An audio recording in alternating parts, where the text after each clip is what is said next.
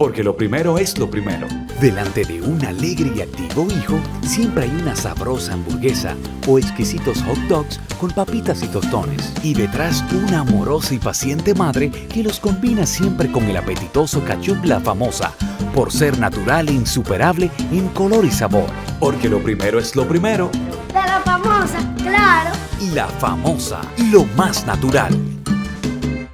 Porque lo primero es lo primero. Delante de una jovial y bonita hija, siempre hay una rica ensalada o un delicioso guiso. Y detrás una cariñosa y cómplice madre que sabe cocinar tan exquisitos platos. Porque siempre tiene delante el maíz dulce La Famosa, tierno, crujiente y natural como ninguno. Porque lo primero es lo primero. De La Famosa, claro.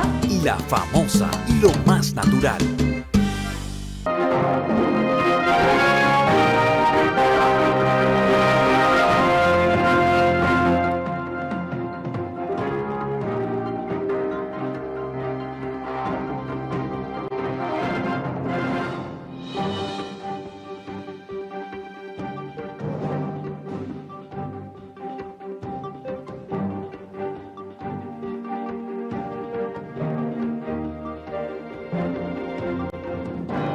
Amigos televidentes, una vez más, frente al país, este cenáculo histórico que es pasado y presente, donde discutimos los temas fundamentales de la sociedad contemporánea dominicana y del pasado, de nuestra historia, porque en este país, como dice mi hermano Luis Miguel Pereira, aquí se han creado muchos mitos y muchas fábulas en República Dominicana. Aquí vivimos de fabuladores y de gente oportunista.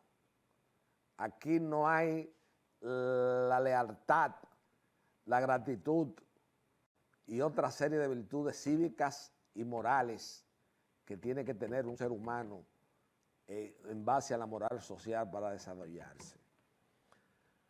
Ahorita llamaba a mi amigo José Miguel Soto Jiménez, y eso es otra cosa, que lo anuncio públicamente. En este país, Francisco Carvajal Hijo, a partir de este momento ya nada más llama por teléfono a 5 dominicanos. Pedro Gamundi, Luis Miguel Pereira, Sergio Federico Germán Medrano, Miguel Valerio y Luis Miguel Pereira y Marco Peña. Ya de ahí yo no llamo más nadie, porque este es un país donde la gente tiene un engreimiento, una mala educación, usted lo llama y no devuelven llamada. Esto es un país muy especial, como decía mi papá. Aquí se está hablando y se busca un 4% para la instrucción pública, pero ¿dónde está la educación? Porque la instrucción como base para el conocimiento y la educación son dos conceptos completamente disímiles. Aquí la sociedad civil confunde lo que es la educación con la instrucción. Entonces no tenemos que hacer a nivel de educación colectiva, a nivel de educación individual, y eso lo prueba el caos vial que hay en la República Dominicana. Aquí estamos más perdidos, estamos en los niveles más bajos en la sociedad dominicana. Así, ahorita llamaba yo a José Miguel Soto Jiménez, y no me tomé de Florida. Mira, José Miguel, te estoy llamando para decirte que Ángel Severo Cabral, ese famoso conspirador que es Manuel Ramón Morel Celda, fue el que instruyó el expediente cuando fue asesinado en plena Revolución de Abril. Era lo que era un profesor, no era un empleado de la Casa Vicini, como era Viriato Fiallo. Aquí hay gente que no pueden cometer errores en el análisis histórico de la sociedad dominicana.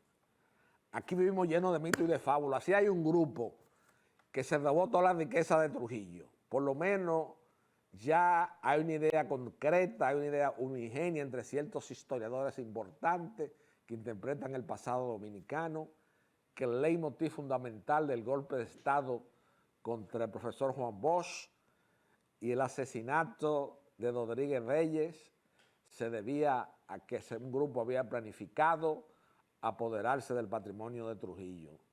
En eso no hay ninguna escuela de pensamiento contrapuesta en la historia dominicana, sino que un concepto unísono y como lo reconoce el historiador y periodista don Víctor Grimaldi, como lo reconoció Diomedes Núñez Polanco, el historiador y antiguo secretario particular del profesor Juan Bosch, en una entrevista que salió la semana pasada en un canal de YouTube que tiene José Miguel Soto Jiménez.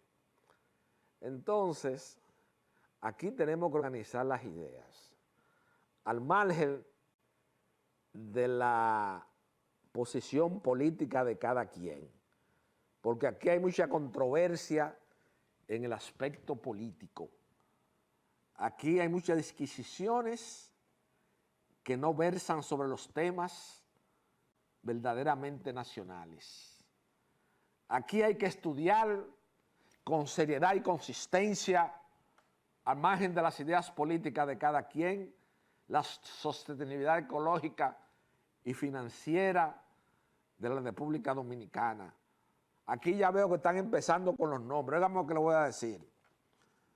Américo Lugo, para que aquí se le pusiera un nombre de la calle de Américo Lugo, aquí hubo que esperar casi 40 años de la muerte de ese destacado ciudadano que, de acuerdo al criterio de Francisco Carvajal Martínez, reiterado en sus diversas comparecencias televisivas ante el país, hubo que esperar 40 años para que ese ilustre dominicano tuviese una calle de Santo Domingo a la luz de la historia, y que precisamente en Heliotropos, en el año de 1916, planteó el concepto o la idea primigenia que ha servido de fundamento y que ha sido validada por nuestra evolución histórica, donde señala que no hay que forjarse ilusión sobre el valor moral del pueblo dominicano.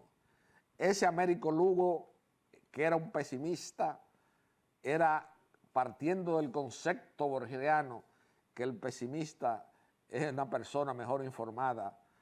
Américo Lugo y una serie de gente que le dio una interpretación, Corpito Pérez Cabral en la comunidad mulata, a la sociedad dominicana, tenían toda la razón del mundo. Eran gente que tenían un criterio claro y preciso de la sociedad dominicana, porque ahora tenemos mucha gente opinando. Aquí todo el mundo quiere opinar con lectura de solapa. Aquí nadie quiere profundizar. Aquí estamos llenos de diletantes y las pocas personas que están instruidas sobre el desarrollo económico y social de la República Dominicana, nosotros sabemos que antes de pasar a estudios de Columbia fueron bailarines de Esbachán en la desaparecida Nightclub de la Fuente, donde en cada interpretación musical se cambiaban los trajes y daban una vuelta y se cambiaban el traje y así cambian ellos de ideas y conceptos sobre el desarrollo social y económico de la República Dominicana. Nosotros, y aquí se hizo un anteproyecto de ley donde se castigaba severamente el transfugismo en la historia política contemporánea, que tiene mucho parecer a esa sociedad que Corpito Pérez Cabral, que fue lo que embriagó a Corpito Pérez Cabral cuando vino a decidir a Santo Domingo y fundó su partido junto con el poeta Villegas, y cuando escribió La Comunidad Mulata, refiriéndose a la juventud aún incontaminada de Santo Domingo, y Corpito lo que hizo al fin de cuentas fue marcharse de este país, porque eso es lo que ha hecho nuestro devenir histórico. Hemos desechado los paradigmas, las figuras cimeras. Como decía mi padre, con mucho acierto y con mucha propiedad, y con la autoridad de tener esos crisoles históricos, de ser un luchador antitrujillista en todos los periodos de la historia dominicana y ser una figura pública desde los años 50 en la sociedad dominicana. Decía que nosotros tenemos el fardo ominoso, que era de los pocos países del planeta que había mandado al fundador de la República a morir fuera. Ese es un fardo ominoso que nosotros tenemos en nuestra accidentada vida histórica que nadie nos lo va a quitar. Porque aquí, lamentablemente, como ya he señalado, aquí hay mucha gente que son víctimas del transfugismo. No voy a entrar en los aspectos de la política partidista, porque como dijo Trujillo en la Hacienda Fundación, refiriéndose a la política exterior norteamericana frente a América Latina, pasado de unos tragos de Carlos I, dijo: yo no quiero involucrarme en las cuestiones domésticas americanas, pero después de Roosevelt lo han hecho muy mal. Y así digo yo, no me quiero involucrar en las cuestiones domésticas, políticas, porque no tengo ningún beneficio. No me he beneficiado de ningún gobierno. A pesar de la cercanía que tiene mi hijo pequeño con la familia presidencial, nunca yo he tenido un anuncio aquí del gobierno, porque no me interesa ni lo voy a permitir tampoco. Porque mi independencia de criterio no la voy yo a empeñar. Y además, un hijo de Francisco Carvajal Martínez en este país no puede practicar la dulzonería y la eyección, que son patrones predominantes en la pequeña burguesía intelectual dominicana y en muchos dirigentes políticos. Aquí tenemos como 100 y pico de canales de televisión. Y aquí no se sabe, todo el mundo opinando y hablando, teniendo la solución mágica a los problemas nacionales. Pero cuando aquí se hizo una legislación electoral avanzada para evitar una serie de situaciones, los partidos mayoritarios le dieron la espalda y no se aprobó en el Congreso Nacional porque se iba a criticar y se iba a penalizar con un poder sancionador que iba a tener la justicia electoral al transfugismo político. Entonces nosotros no aprobamos esa ley en el contexto de la época en que la sociedad dominicana lo reclamaba. Entonces fíjese cuáles son las falencias, las debilidades, porque nosotros estamos en una circularidad. Estamos en nuestra historia volviendo sobre los mismos patrones. Viene una nueva administración en la detentación de los destinos nacionales e inmediatamente se crean políticas públicas diferentes a la administración anterior. Eso es un patrón predominante, a excepción del poeta Balaguer, que por eso en ese periodo de nuestra historia, como yo he definido y como lo definió el poeta Miguel Alfonseca, en aquel retorno de los trajes blancos, refiriéndose a la concepción que él tenía, que parte de una premisa falsa de que el retorno a la detentación del poder político del poeta Balaguer en el año de 1966 era una especie de retorno de un neotrujillismo espiritual de segunda línea. El poeta Balaguer en ese periodo de nuestra historia, y así lo demuestra los distintos decretos que él emitió, y eso está en un libro de don Fernando Infante. Lo que pasa es que aquí el nivel de lectoría ha llegado a su nivel más bajo.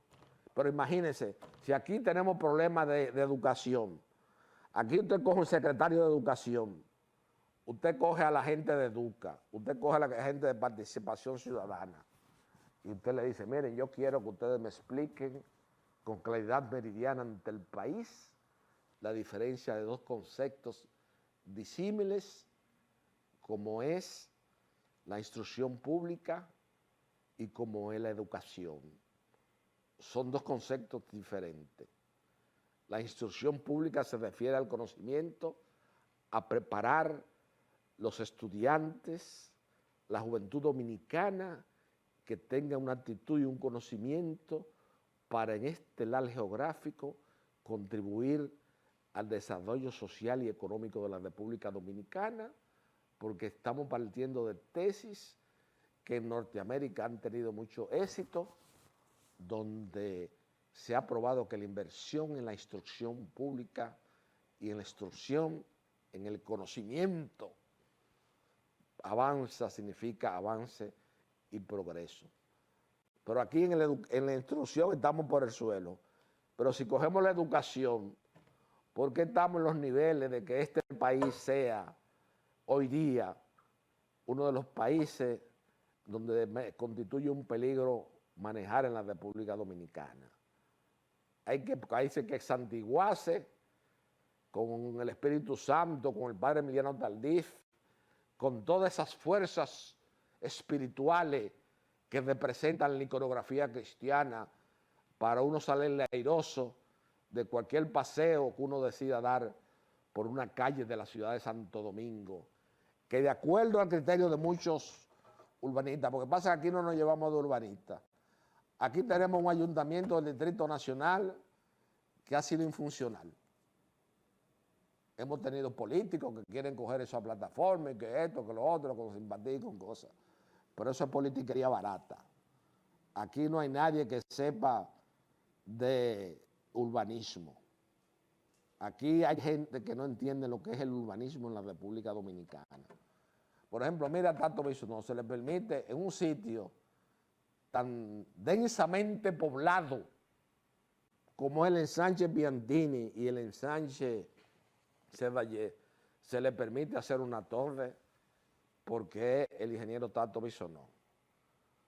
Tato Bisonó es un ingeniero de mucho éxito en la apertura y la democracia, pero en la era de Trujillo, el ingeniero exitoso de verdad en este país, lo era el ingeniero Félix Germán, el papá de Milagros Germán y abuelo de uno de los propietarios de este canal de televisión, y que como consecuencia de su participación en el movimiento 14 de junio y al producirse ese retorno al poder político en la República Dominicana, como yo he señalado reiteradas veces, y esta noche ante el país, cuando se produjo el retorno del poeta Balaguer, casi todos esos catorcistas fueron considerados por la mística y filosofía original del 14 de junio, que acuñó los postulados estéticos y sociales del movimiento de liberación nacional,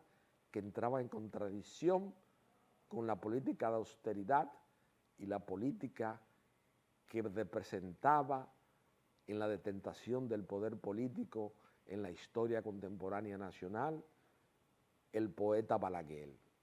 En eso nosotros tenemos que estar claros. Entonces, Tato hace la organización La Caoba e impresiona al poeta Balaguer, y entonces a partir de ahí se convierte en un ingeniero muy exitoso y un hombre muy trabajador, a quien yo le tengo mucho respeto y mucha admiración, porque es un hombre de trabajo, eso no se le puede discutir, y un hombre que cultiva el espíritu. O sea, es un hombre que indudablemente es un hombre trabajador. Y como decía el hombre a quien los dominicanos llamaban el jefe, Rafael Leonidas Trujillo Molina, el trabajo dignifica al hombre y lo acerca más a Dios.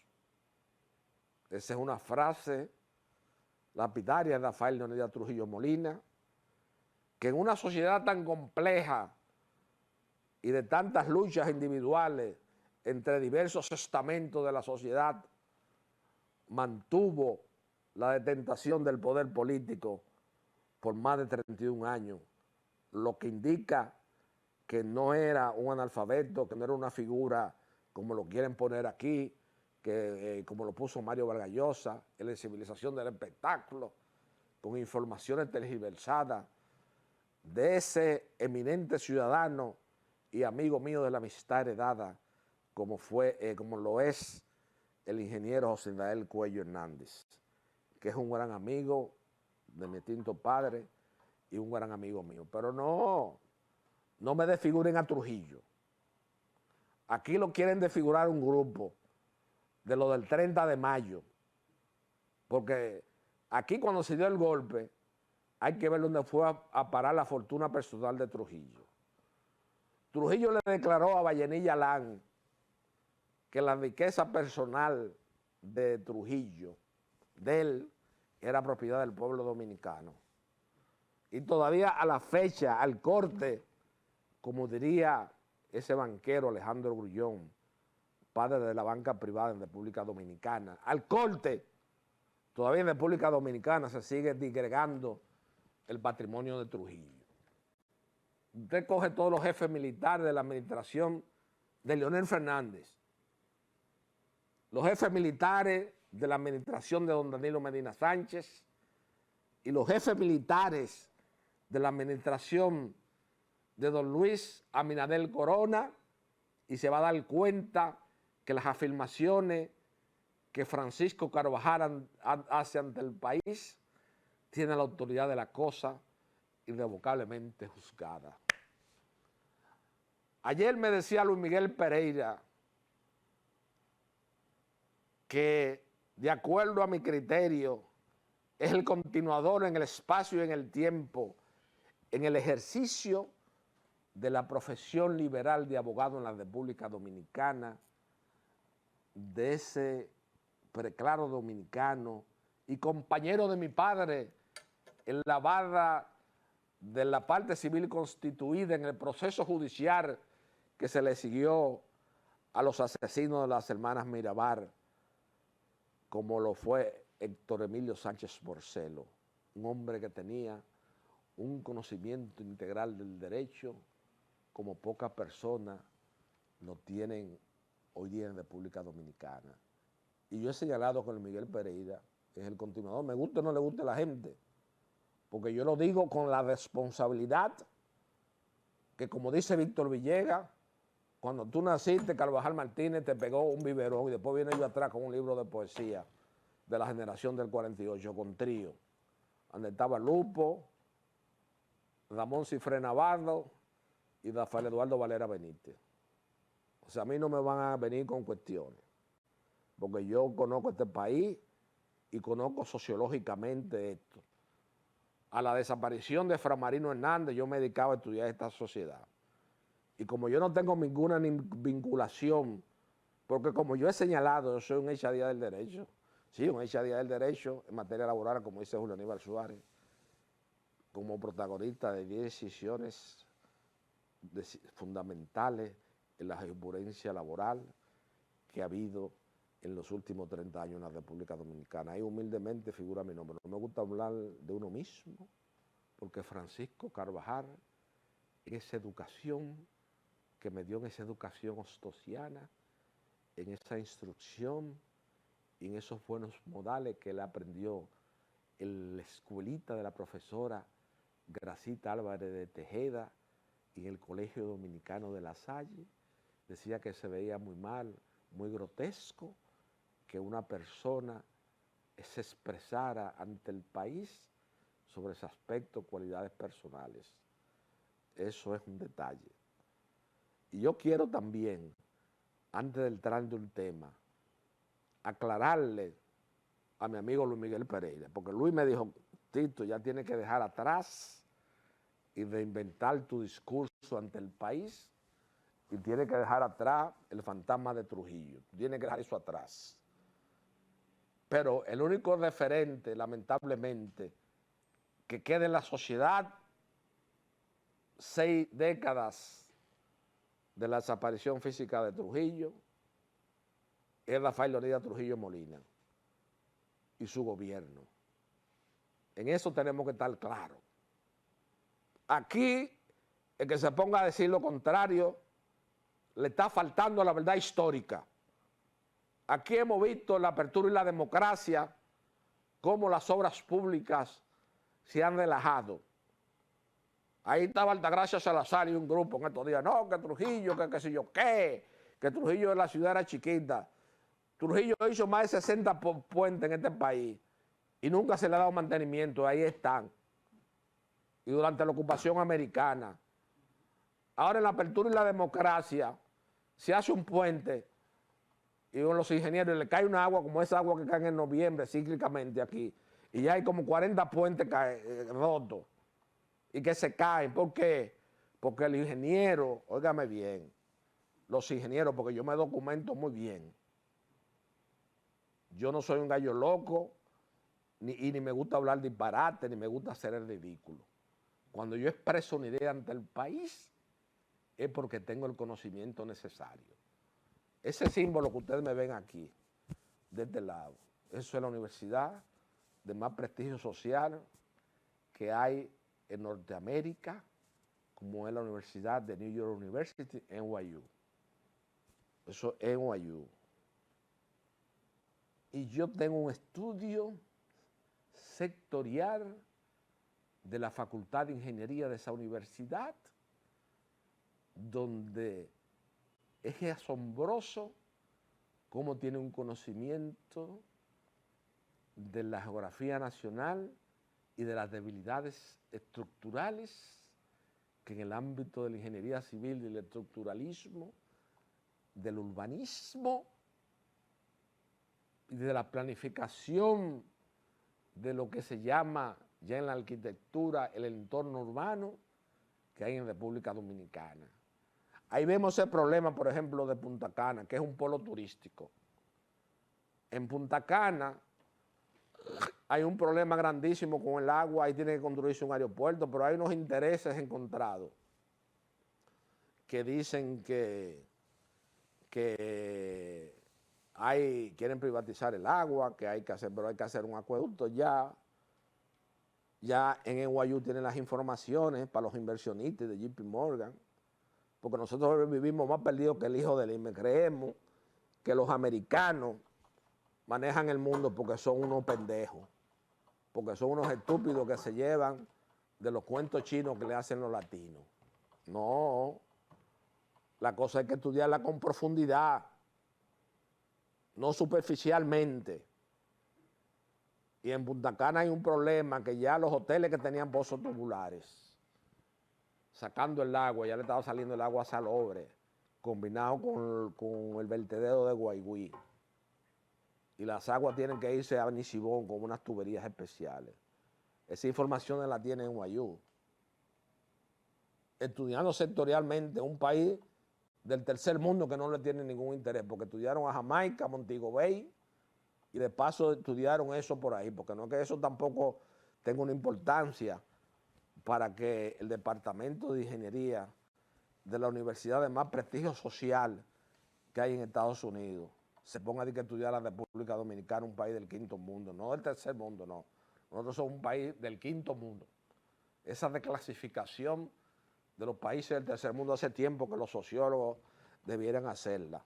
Pero los sociólogos de aquí, los dominicanos, lo que se han convertido es en cronistas sociales. Ahí tenemos a José del Castillo, que lo que es un cronista social de la historia de las familias dominicanas adineradas en la apertura y la democracia, que cuando el jefe era uno de cogebate y como dice mi papá, bebían chocolate de agua porque no tenían para comprar leche. En eso estamos claros. Yo le puedo hacer el inventario ante el país. Lo que pasa que mis dos asesores principales en este país, como lo es Sergio Federico Germán Medrano y Luis Miguel Pereira, que son dos preclaras mente, me han dicho: Tito, tú no puedes ir a televisión a tirarte 5 o 6 enemigos. Así hay un grupo que yo he hablado con el asunto del 30 de mayo, que eso es el acto de contención, y se han puesto enemigos míos. A mí no me importa que se pongan enemigos míos, que le hagan lo que les da su gana, porque ellos no me aportan nada a mí, ni yo necesito nada de nadie, que yo soy un hombre que soy de trabajo, y soy un hombre como Américo Lugo, que no me atiende a la pobreza ni me impresiona la riqueza. Vamos a estar claros en eso. Yo el tema de Trujillo lo voy a seguir enfocando de la manera que yo lo entienda pertinente. Y no quiero hablar de todas las casas y propiedades inmobiliarias que se cogieron muchos familiares del 30 de mayo en la zona de Gascue. No quiero hablar de eso, porque voy a afectar a una gran amiga de mi extinto padre Francisco Carvajal y que fue madrina de su boda con la licenciada Josefina Valdés Carrasco, y entonces yo tengo que ser respetuoso de mis antepasados familiares y por eso no voy a tocar ese tema. Pero a mí que no me hable fulano, que esto, que Tania Báez Perelló se incomode con lo que yo he planteado aquí de Miguel Ángel Báez Díaz, de Jean Alvar Canaán, eso para mí me es indiferente, eso me importa un carajo a mí. A mí ningún rico en este país, nadie me ha dado un centavo. Y yo soy un tipo que soy un echadía del derecho. Y he tenido mis altas y mis bajas. Y si en República Dominicana hay un problema laboral de cierta importancia, hay que conversar conmigo. Yo estoy recomendado por firmas globales y por una serie de cosas. O sea, esto es un hobby para mí. Esto es un entertainment, como dicen los americanos. Un entertainment que en parte es la obligación primaria que yo contraje con mi extinto padre Francisco Carvajal Martínez. Así también se han inventado una pendejada de que aquí el mismo mi amigo Julito Jacín, que me he cansado de llamarlo también, y parece que él piensa que yo lo estoy llamando para pedir una orden de compra del Supermercado Nacional, para decirle que aquí el mercado de obras de arte en la República Dominicana es un mercado muy complejo. Y aquí hay gente que le llama coleccionistas que no son coleccionistas. Isaac Ruman no es coleccionista. Mi amigo, el arquitecto Pedro H., que era un gran amigo de mi papá de 14 de junio, cuando mi papá iba a San Pedro de Macorís en compañía de ese líder que fue Manuel Aurelio Tavares Justo, se hospedaba en la casa de Pedro H. Pero Pedro H. no es coleccionista. Aquí que hay un paquete de gente que compran cuadros como inversión y se creen que son coleccionistas de obras de arte. Mi hijo Daniel tiene una colección de Carlos Hidalgo, tiene una colección de Manuel Montilla, tiene una colección de Justo Susana y tiene una colección de Tomasino Perdomo. Y él es coleccionista de obras de arte. El coleccionismo de obras de arte es igual también que Pitiri Brugal y un grupo de gente, porque aquí lo que más es adulón y cronistas sociales que comienzan de una vez a adular y qué sé yo qué, pero a mí, a Francisco Carvajal, no le van a vender esas falsedades, esos atavismos dominicanos que no van acorde con las concesiones modernas que se tiene en el país que más éxito ha tenido en el globo terráqueo, en el coleccionismo de obras de arte, como es los Estados Unidos de Norteamérica. A mí no me vengan con ese cuento. Aquí el único que podría eventualmente ser coleccionista de obras de arte, porque creó un museo particular, el cual tiene una gran deficiencia porque se hizo en un edificio comercial, y yo se lo advertí, es el Museo Bellapar. Juan José Bellapar es el único que yo puedo decir, bueno, ese es un coleccionista dominicano de verdad, de acuerdo a la concepción norteamericana. Otro que fue un gran coleccionista fue el señor Gustavo Cisneros y su señora, y su hija, Adriana, porque son gente que en más de 15 museos importantes de Estados Unidos hay obras que fueron donadas por ellos. Cuando entramos al MoMA,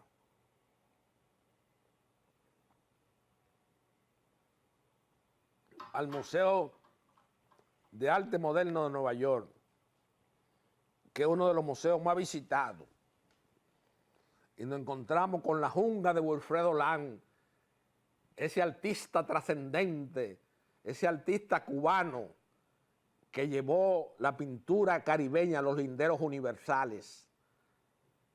Cuando entramos al front deck del MoMA, nos encontramos con la obra de Wilfredo Lang, La Jungla, que tuvo, por cierto, aquí en República Dominicana.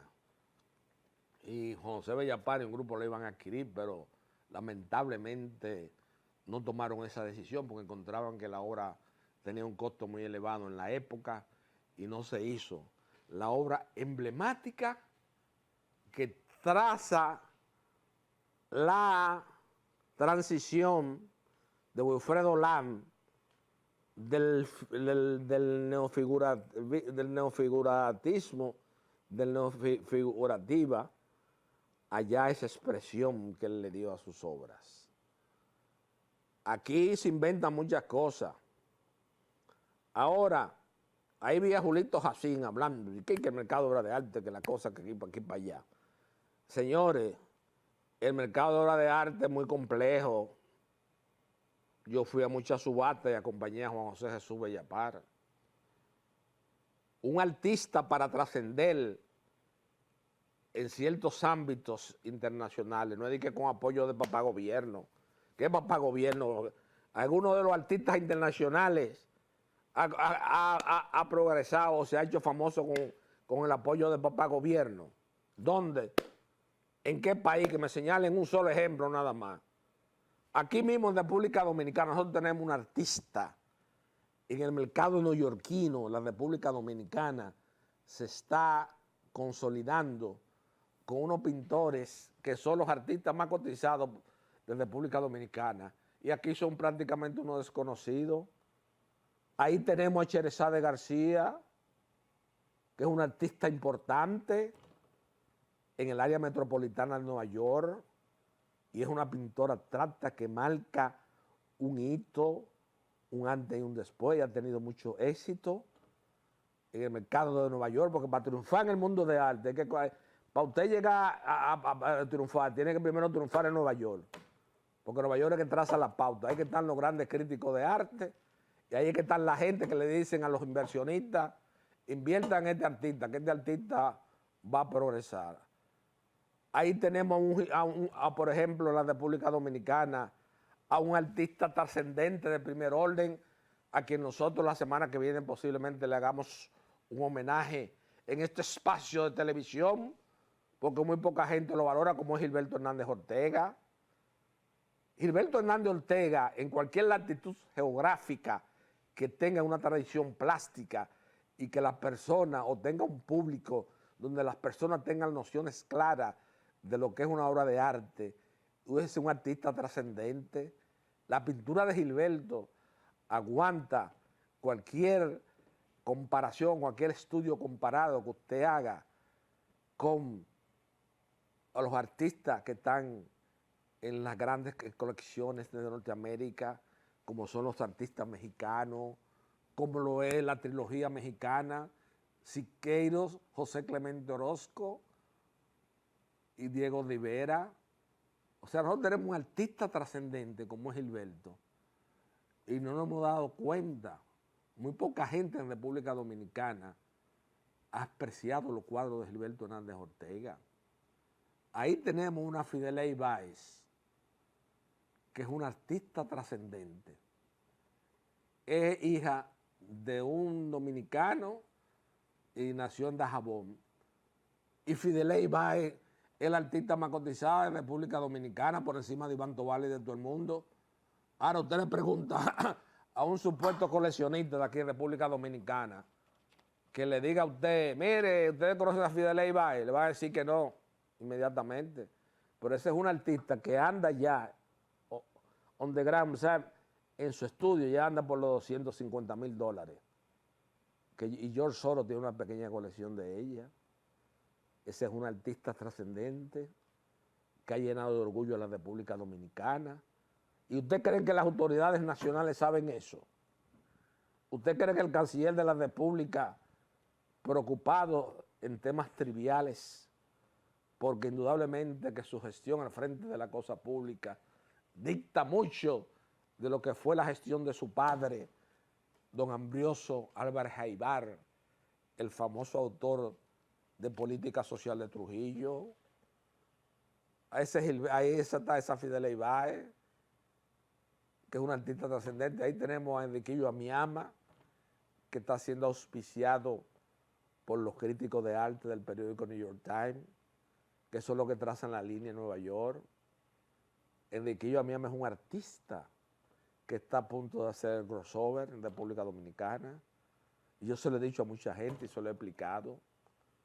Le he dicho, señores, Enriquillo Amiama va a hacer el crossover y se va a convertir en uno de los artistas dominicanos más cotizados con esa trilogía de Fideley Báez, de Hulda Guzmán y de Iván Tobar, porque ya Iván llenó su época y llenó su espacio en París de la década del 70.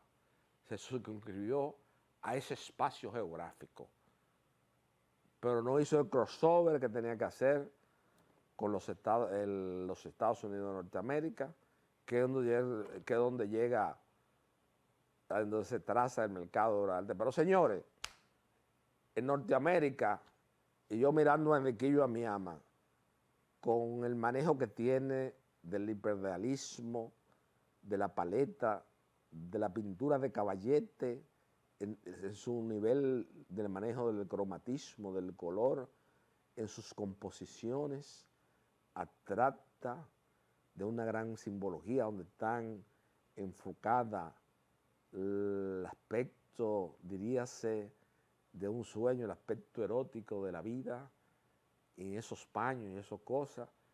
Y uno mirando a Enriquillo, uno sabe que Enriquillo puede hacer un crossover como lo hizo Tomás Sánchez. Pero yo fui a la exposición de Tomás Sánchez en el año de 1995 en una galería en la Ponce de León Boulevard, en Miami.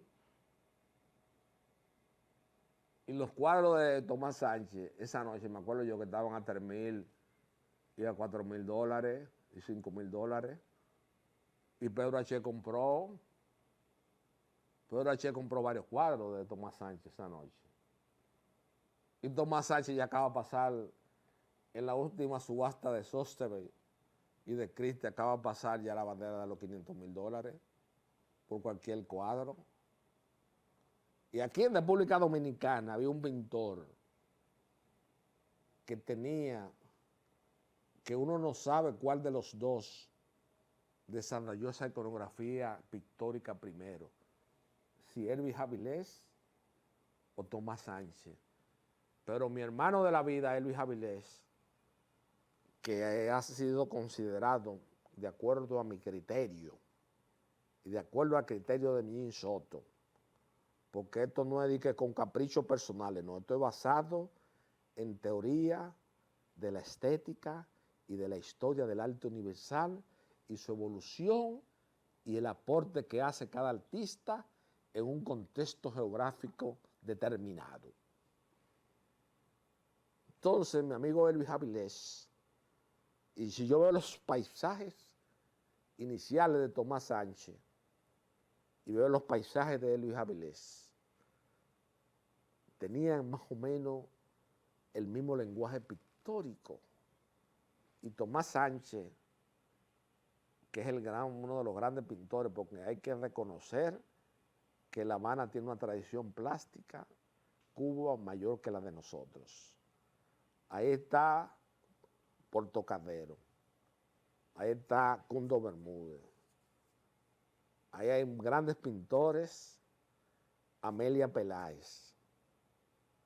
Y no vamos a hablar de un Wilfredo Lang, porque ya Wilfredo Lang estamos hablando prácticamente, como se diría, en la historia de la pintura española, lo que significó en plena posguerra, en esa época en que España se olvidó de los postulados filosóficos del licenciado José Ortega y Gasset, refiriéndose a la deshumanización del arte y otros temas estéticos, como lo fue Pablo Ruiz Picasso.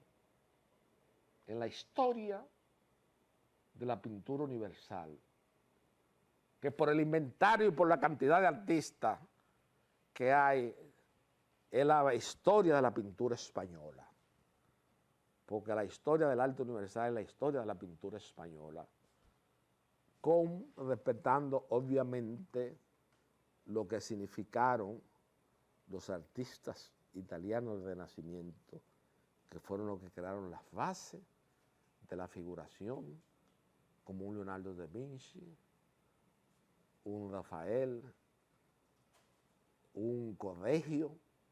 Esos eran artistas trascendentes. Ahí está la famosa frase de Correggio, que es una frase universal, cuando vio por primera vez un cuadro de Rafael, dijo, también yo soy pintor, que es una de las frases famosas universalmente hablando. Entonces, yo le quiero explicar a mi amigo don Julio Jacín, que indudablemente es una persona que ha tenido una marcada influencia en la sociedad, a pesar de los vaivenes que da en la política dominicana, como yo le señalé a él mismo, a la desaparición de Fran Marino Hernández, él es el mayor descodificador de la sociedad contemporánea dominicana. Él es la persona que indudablemente entiende los fenómenos sociales, pero a veces hay que estudiarlo porque da mucho viraje. Porque tampoco usted puede coger como un dogma de fe todos los disparates que uno oye aquí en televisión. Porque aquí estamos en una rivalidad espantosa. Aquí, lamentablemente, como reitero, estamos en una profunda trivialidad y de la agenda nacional, los temas fundamentales que tienen que ver con la perdurabilidad en el espacio y en el tiempo de este hábitat geográfico están desterrados de la agenda nacional. Ya prácticamente llegando al término de esta intervención mía en este espacio de televisión que es pasado y presente, donde en el espacio y en el tiempo nos hemos mantenido enfocando los temas fundamentales de la sociedad, queremos esclarecer dos ideas fundamentales. Y que me perdone mi hermano de la vida, Luis Miguel Pereira. Aquí el referente que tenemos que tener en la historia política y social del desarrollo de la República Dominicana es la era de Trujillo. Olvídense de todo, que es la era de Trujillo. Y aquí hubo una persona que le dio mucha proyección al arte dominicano, pero los artistas dominicanos no entendieron eso. Yo puse una entrevista una vez de Carlos Hidalgo aquí, y Roberto Nicolás Nadel, a quien no se le ha hecho el homenaje de reconocimiento que se merece, a excepción de Mariano Eckel, porque Mariano Eckel sí le hizo un homenaje en una de sus exposiciones individuales que hacía en el Museo de las Casas Reales, que constituían, de acuerdo al criterio de los cronistas sociales, el acto más importante que se desarrollaba en la República Dominicana y donde acudía unánimemente en su totalidad lo que se denomina en sociología, en la historia y en las luchas sociales, la clase dominante o la alta burguesía dominicana. Eso no existe tampoco, porque eso es un invento. Clase dominante y burguesía hay en Nueva York, gente que te planifican una cosa, que tienen una cosa a largo plazo. Aquí mismo los coleccionistas de obras de arte no existe ninguno. Ahí está la colección de Jesús Lupo Hernández Gil, que se ha desbaratado. Aquí está la colección de Ramón Francisco, que también se desbarató. Ahorita la de Bellapal se desbarata también, porque esa muchacha no entiende de obra de arte. Por más que Juan José trató de educarla, ninguna de las dos entiende lo que es obra de arte. Ni saben lo que es un cuadro de Oviedo, ni saben lo que es un Severino, ni saben lo que significó un Gauchás, ni apenas ni siquiera un Jaime Corso. O sea que el destino dominicano, Julito Jacín, en la cuestión de la manifestación del espíritu y la pintura de Caballete, es un destino lúgubre. Porque ahí está Isaac Rubman, que es coleccionista. No. Esas son gente que quieren obra de arte para hacer negocio y venderla posteriormente. Eso no es coleccionismo. Coleccionismo es Andrew Mellon.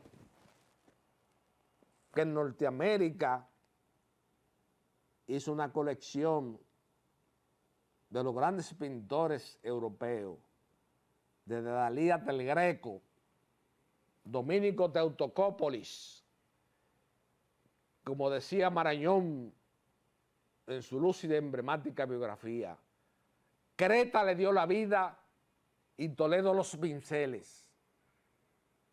Esos son coleccionistas de verdad. Donde están los cuadros de Greco en Norteamérica. La Frick Collection en Nueva York. La colección de Raynor Moore en Florida, que es la colección más completa que hay sobre Salvador Dalí fuera de España. Coleccionista de obra de arte es Carlos Slim, que creó uno de los museos más importantes, que es el Museo Sumaya, en honor a su primera esposa, que falleció de un cáncer, y que independientemente de las obras que atesora ese museo, porque ahí están las grandes obras del Greco, las grandes obras de Rodin, de una serie de artistas trascendentes, ya ese sí es un coleccionista en América Latina. Pero aquí en República Dominicana no hay ningún coleccionista, que se dejen de pendejar. A mí no me van a inventar eso, una vez la revista Mercado, hágame un close a eso ahí, hágame el favor. Ya para irme, porque me voy ya. Ahí se hicieron un inventario de que Rubman, Bellapar, Danilo Caro y Tony Caro, Pedro H., Peter y Brugales y Sara Rubman, que eran coleccionistas. Eso fue un invento. ¿Qué sabe la muchacha en la revista Mercado? ¿Qué es lo que el coleccionismo no va de arte de acuerdo a Occidente? Ya al término de esta conversación franca, abierta y coloquial que he sostenido esta noche frente al país y la sociedad dominicana, solo me resta una vez más darle las gracias al país por elegir como su programa favorito el pasado y presente, donde estudiamos los temas fundamentales de manera objetiva, de manera crítica, que tienen que ver con la perdurabilidad en el espacio y en el tiempo de este hábitat geográfico. Buenas noches, amigos televidentes.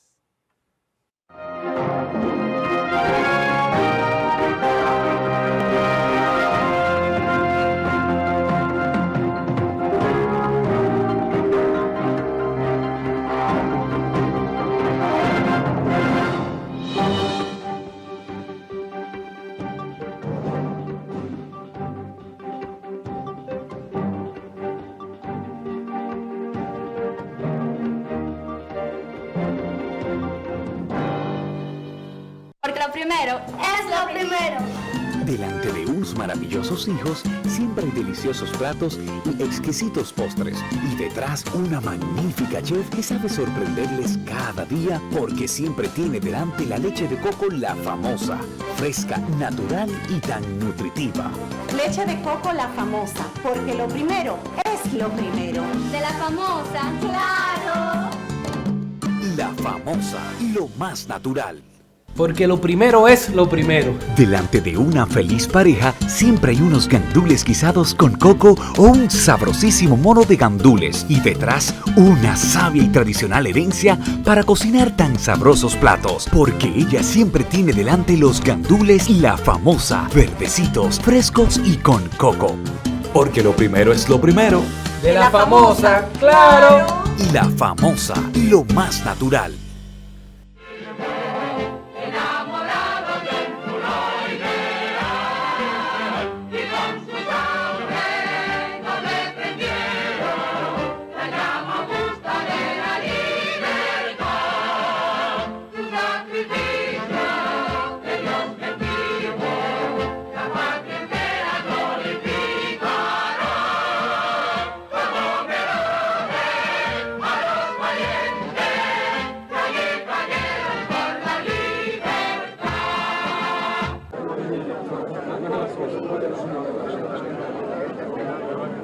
Doctor, ¿cómo definía al doctor Carvajal Martínez? Un luchador, un patriota, un hombre que enfrentó con decisión, valor,